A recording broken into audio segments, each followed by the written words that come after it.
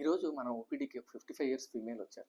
ఆవిడ గత వారం రోజులుగా మెడ దగ్గర నొప్పిగా ఉండడం, ఎక్స్‌ట్రీమ్ చెమటలు పట్టడం, బాగా ఎక్కువ వీక్‌నెస్‌గా ఉండడం లాంటి ఇబ్బందులతో బాధపడుతున్నారు.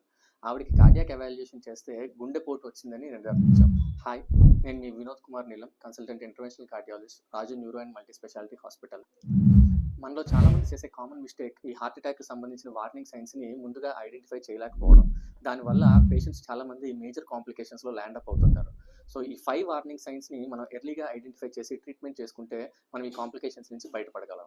ఛాతీలో బరువుగా ఉండడం, ఛాతీ నొప్పిగా ఉండడం, ఎడమ చేతికి పాకడం, కొంతమందిలో ఎటిపికల్‌గా మెడ దగ్గర నొప్పిగా ఉండడం, దవడలు నొప్పిగా ఉండడం, 2 జబ్బలు నొప్పిగా ఉండడం లాంటిది ఉండవచ్చు.